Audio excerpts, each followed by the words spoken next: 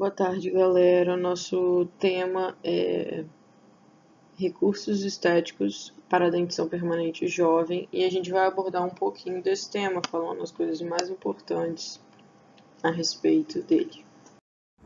A odontopediatria visa acompanhar o desenvolvimento dos dentes descidos e dos dentes jovens, realizando procedimentos educativos e preventivos com o objetivo de manter a saúde bucal da criança.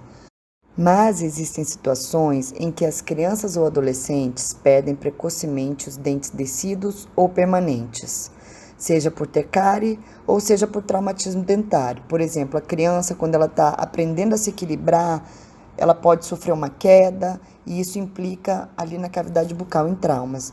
E os adolescentes, quando estão praticando esportes, também é bem comum ter trauma. E ainda temos casos de alterações congênitas, quando tem uma agenesia de dentes descidos na criança. Então, vamos falar um pouquinho do diagnóstico e do planejamento. Como a gente vem estudando, né, desde o começo da faculdade, um diagnóstico e um planejamento corretos são muito importantes para qualquer procedimento odontológico para que ele tenha sucesso. E falando disso, a gente tem que saber, né, diagnosticar o que a gente vai encontrar pelo nosso caminho. O que a gente pode encontrar? Lesões cariosas, lesões não cariosas, fraturas. Ainda mais a gente falando de pacientes jovens, muitos deles procuram a gente por terem sofrido uma queda e fraturado os incisivos centrais superiores, a maioria das vezes. Também malformações dentárias, a gente também pode encontrar. Esses são os principais motivos que levam um dente a precisar de uma restauração, né, de um tratamento restaurador estético, porque na maioria das vezes, por exemplo, igual eu citei das fraturas, na maioria das vezes as fraturas acometem os dentes mais estéticos, vamos dizer.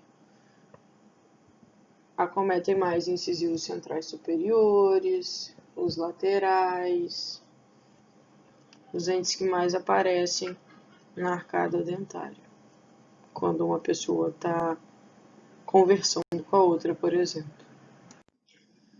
Já que a gente estava falando de diagnóstico, vamos aprender a diagnosticar uma lesão cariosa, então. Primeiro de tudo, muito importante a gente falar que a cárie dentária é uma doença crônica e infecciosa que vai provocar o quê? A destruição dos tecidos dentários. Pode ser diagnosticado na forma clínica, quando tem um estágio inicial, como por exemplo uma lesão no esmalte, ou em estágios mais avançados, quando já tem uma cavitação, quando já tem uma necrose pulpar. Ok. E é de extrema importância a gente identificar se o paciente ele tem alto ou se ele tem baixo risco de cárie. O que seria um paciente com alto risco de cárie? Seria um paciente que tem uma dieta cariogênica, com sua maior composição de carboidratos, né? Com baixo fluxo salivar e ausência de fluxo sistêmico. Quando o paciente ele tem uma situação socioeconômica desfavorável, o que pode acarretar numa má saúde oral. Falando disso, a gente vai começar a gente vai aprender um pouquinho como a gente identificar se a cárie ela tá ativa, né? Que ela tá no seu auge, ou se ela tá inativa, se ela já está estagnada, para a gente ver se tem necessidade ou se não tem necessidade de um tratamento, de uma intervenção, vamos dizer. Uma lesão ativa, o esmalte apresenta manchas brancas opacas e rugosas, e a dentina um tecido amolecido de cor marrom clara. E uma lesão inativa, ela tem o esmalte mais branco, uma mancha branca, brilhosa, lisa e a dentina já é um tecido duro mais escurecido.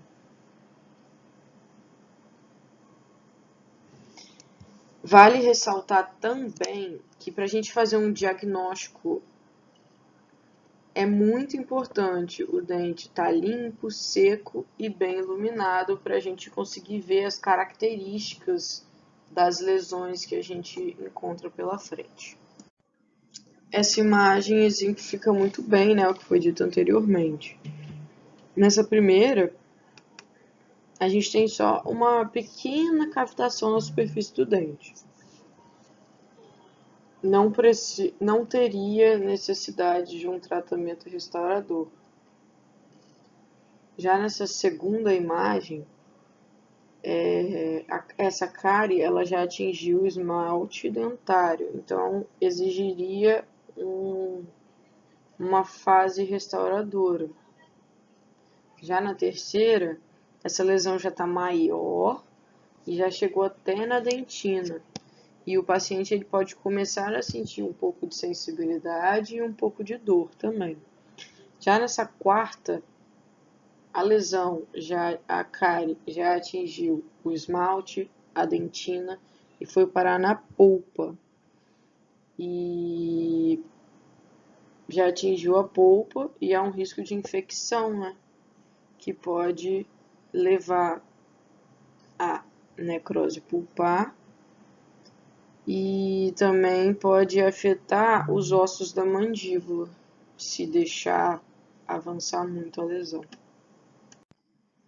Então, já que a gente aprendeu a diagnosticar as lesões cariosas, vamos falar um pouquinho das lesões não cariosas, então, que são muito importantes também a gente saber identificar quais são elas. A gente começa então pela abrasão, que é um processo de desmineralização ou perda patológica da estrutura dentária ou restauração. Ela comete principalmente regiões cervicais, atingindo tecidos duros dos dentes e muitas vezes provocando sensibilidade dentinária.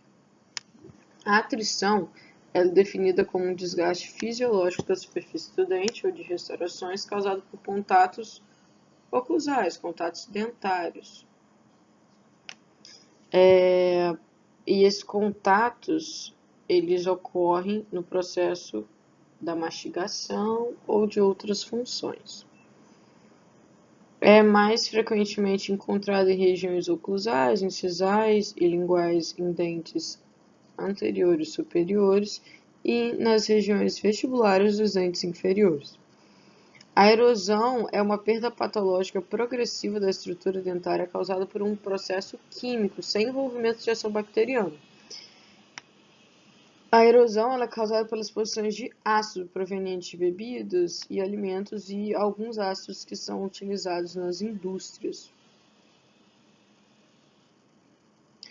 Essa erosão também pode ser causada por refluxos, por uma bulimia, e é muito importante a gente investigar por que está ocorrendo essas erosões.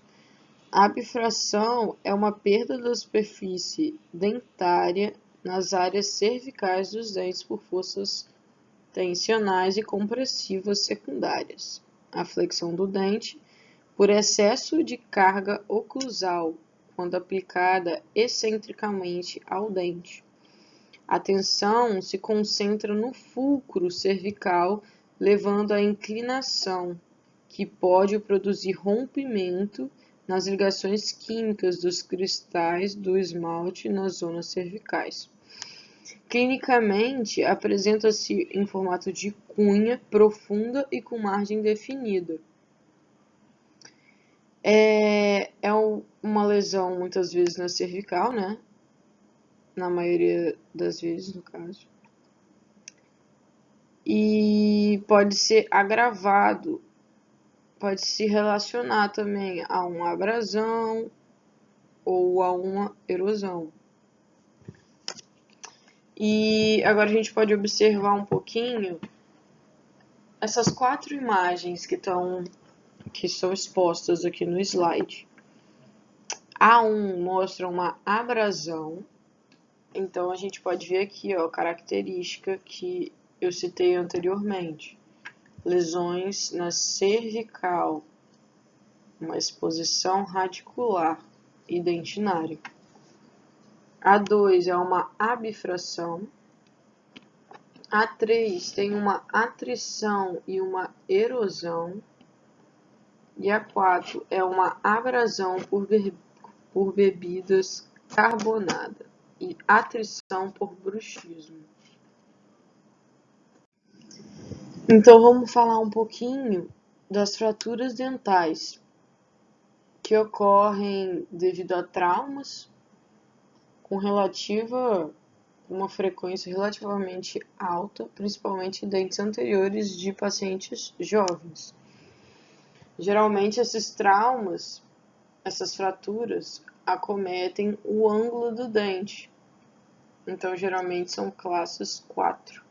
Independente da causa dessa fratura, vai comprometer a função mastigatória, a biologia dos tecidos e principalmente a estética do sorriso. Essas fraturas levam as crianças a terem vergonha de sorrir, que levam a uma baixa autoestima, podendo levar até a um bullying. Então, devemos frisar a importância de um excelente trabalho restaurador, principalmente em dentes anteriores. Com a tecnologia, o desenvolvimento da técnica do condicionamento ácido e evoluções dos materiais odontológicos, assim como as técnicas também, hoje em dia temos condições de realizar técnicas mais funcionais e estéticas para os pacientes.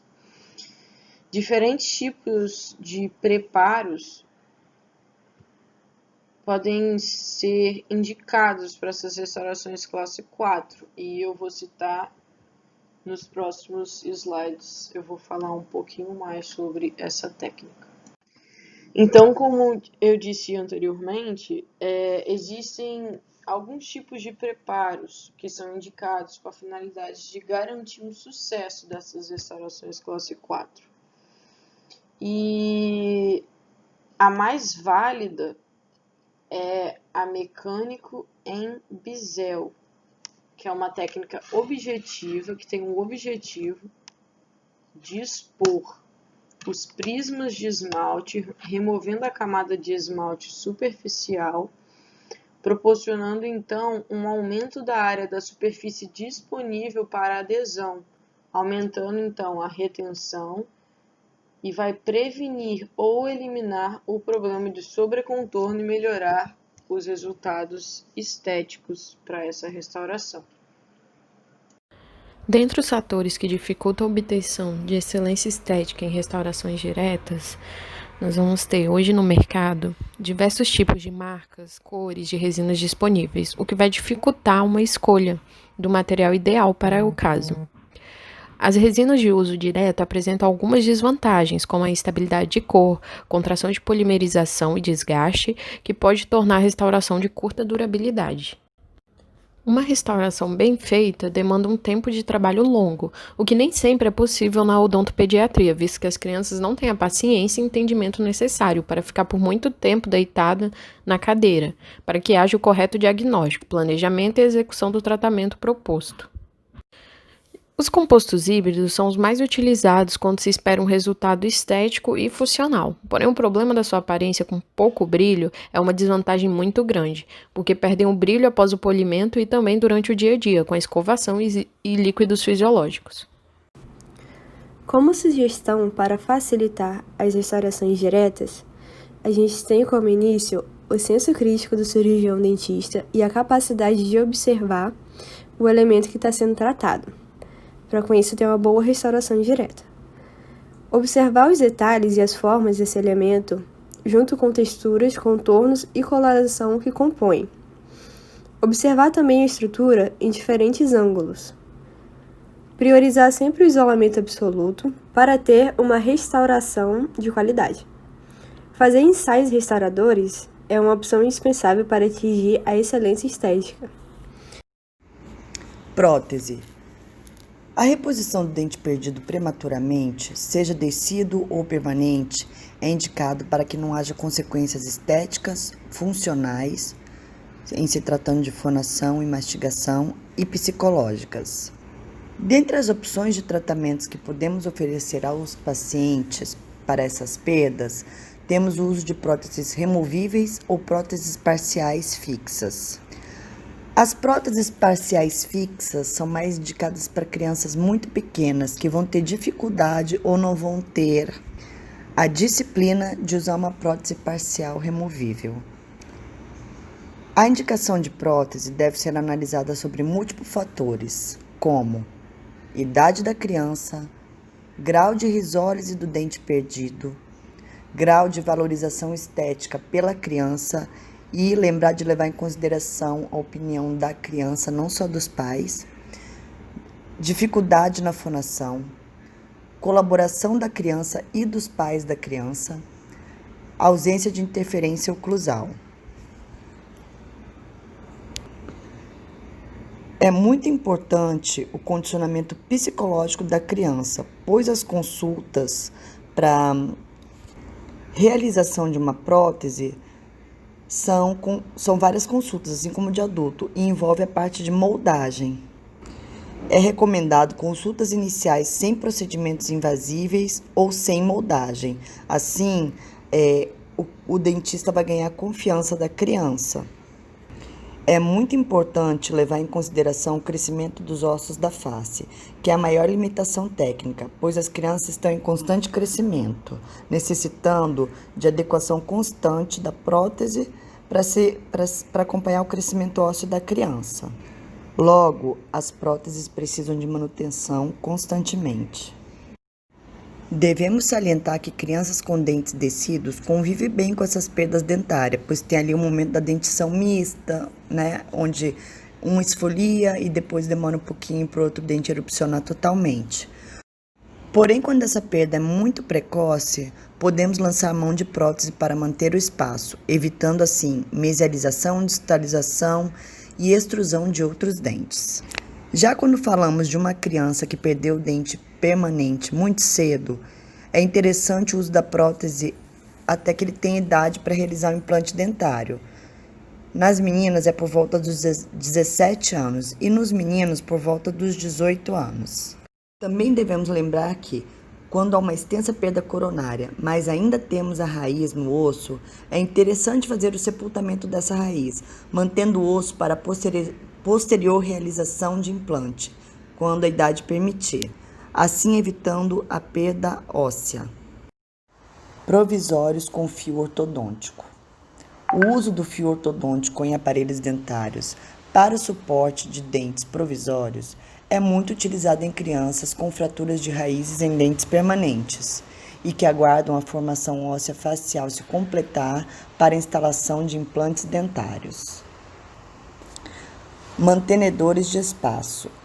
O mantenedor de espaço é usado, como o próprio nome já diz, para manter o espaço deixado pela perda precoce de um dente e para que as trocas dentárias se deem de forma natural e espontânea. Existem mantenedores fixos ou removíveis, tanto para dentes descidos como para dentes permanentes.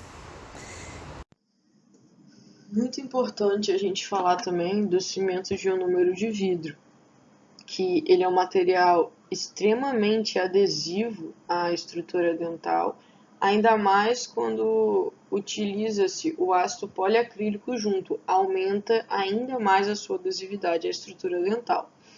Ele é muito utilizado para selar e proteger a cavidade e ele também é frequentemente utilizado como material restaurador. Existe também o cimento de ionômero de vidro modificado por resina, que teve uma melhoria. O material que já era bom ficou ainda melhor. Teve uma melhoria nas propriedades do CIV. Quais são as indicações desse material? Ele é indicado para cimentação base em restaurações de classe 3 e 5, na reparação de restaurações adesivas em dentes descidos, no tratamento restaurador atraumático, o famoso ART, em pacientes de alto risco de cárie e para a cimentação de coroas metálicas, mantenedores de espaços e bandas ortodônticas. Vamos falar um pouquinho então das vantagens e das desvantagens. O cimento de ionômero de vidro tem várias propriedades favoráveis ao uso na odontopediatria. Uma delas é a ligação química ao esmalte e à dentina, um coeficiente de expansão térmica semelhante à estrutura do dente, uma biocompatibilidade, absorção e liberação de flúor, e diminui a sensibilidade à umidade quando comparado com as resinas compostas. As desvantagens. Há uma dificuldade em obter uma correta forma anatômica, a estética e a baixa resistência ao desgaste levam a que esse CIV não seja a primeira escolha de material restaurador de incisivos descidos, por exemplo, exceto quando as circunstâncias determinam a realização da técnica restauradora atraumática ou a terapêutica de restaurações provisórias.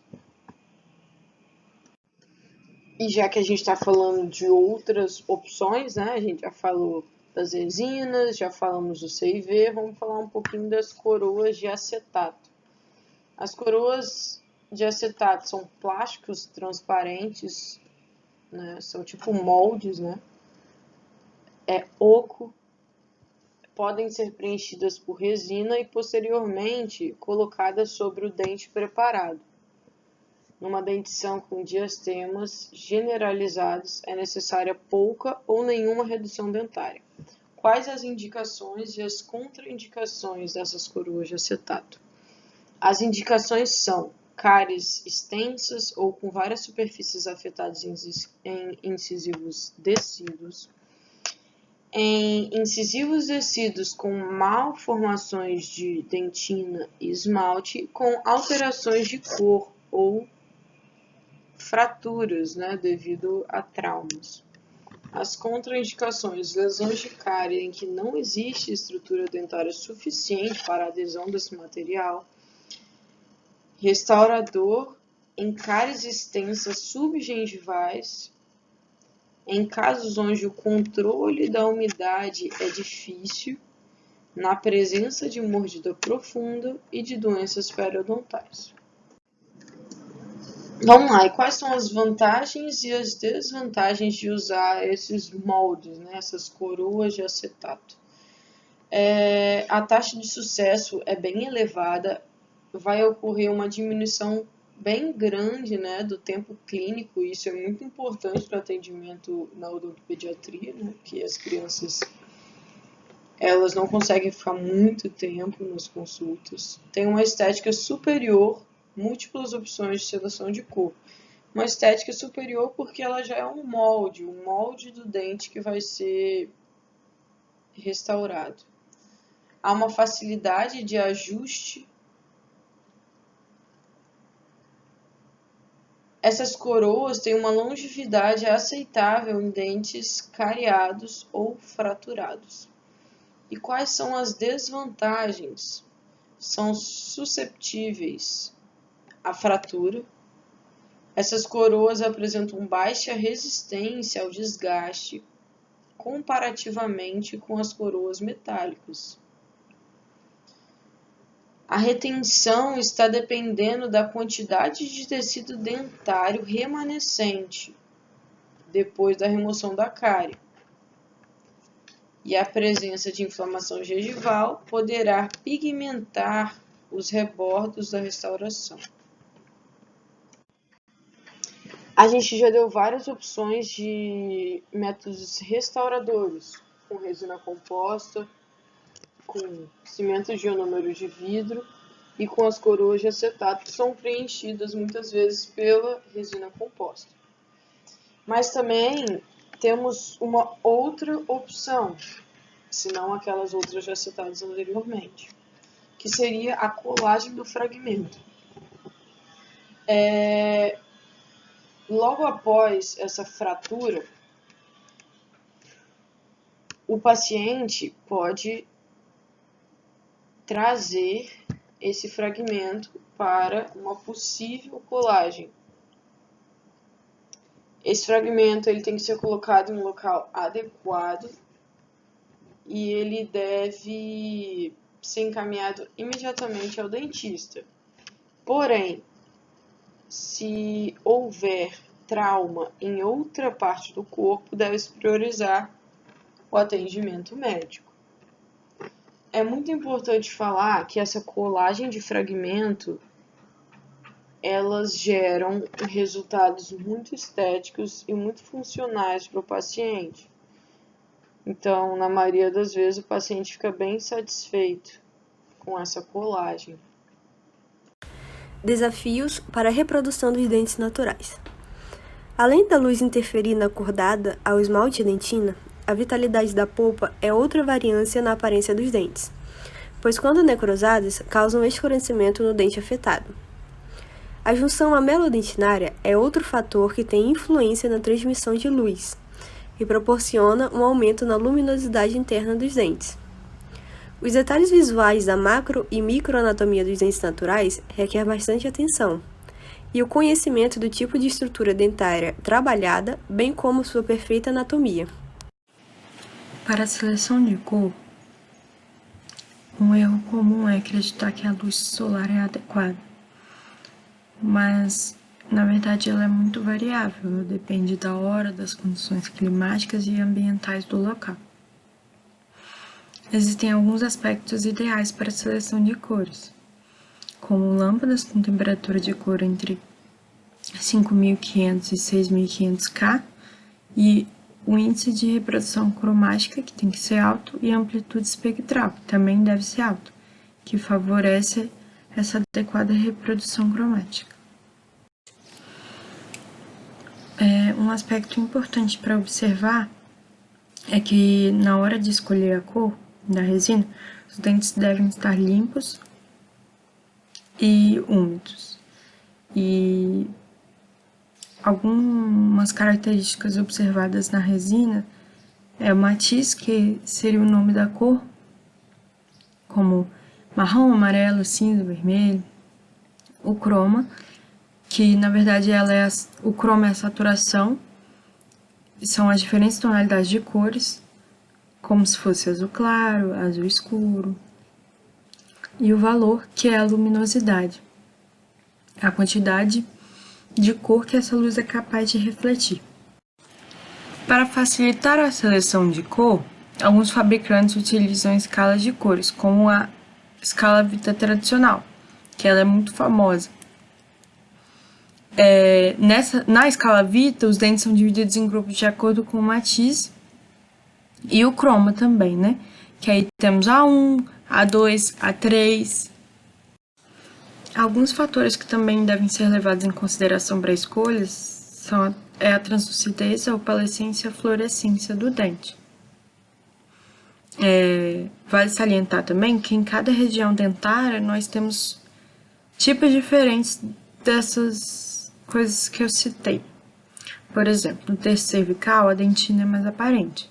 No terço médio, ela também é mais aparente. No terço incisal, sempre vai ser mais translúcido, porque quase não tem dentina lá, ou é muito pouca dentina. Agora, para selecionar a resina em si, nós temos classificações. A primeira classificação é quanto à viscosidade. A resina flow são os tipos de resina com pouca viscosidade, baixa resistência à compressão e maior contração de polimerização. Já as regulares ou convencionais, elas são as mais comuns, apresentam um bom custo-benefício e são indicadas para situações mais corriqueiras. E as condensáveis, elas são mais rígidas, têm ótima aderência e o polimento é mais difícil porque ela tem uma alta rugosidade. Também temos a classificação de acordo com o tamanho das partículas. As macroparticuladas, elas estão em desuso. As microparticuladas, elas têm uma lisura maior na superfície e baixa resistência à compressão. As híbridas, que elas surgiram para que tivesse uma boa resistência e uma boa lisura, e as nanoparticuladas, que apresentam uma lisura e uma resistência ainda maior, E uma característica das nanoparticuladas é que elas têm mais carga inorgânica do que orgânica. A conclusão a que podemos chegar desse trabalho é que fazemos uso de alguns recursos estéticos em pediatria, dependendo do fator causal. Porém, existem algumas dificuldades para alcançar a excelência nesses procedimentos, como a escolha correta da cor e tipo da resina, quando utilizar cada método, seja protético, ortodôntico ou restaurador, além da colaboração do paciente. Sendo assim, é necessário que o dentista esteja altamente capacitado, entenda sobre o material que está utilizando e saiba também lidar com o comportamento infantil. É necessário que o dentista entenda um pouco sobre psicologia infantil, porque isso influencia muito no resultado do tratamento. E foi isso, pessoal. Muito obrigado por terem assistido. Espero que tenham gostado e até mais.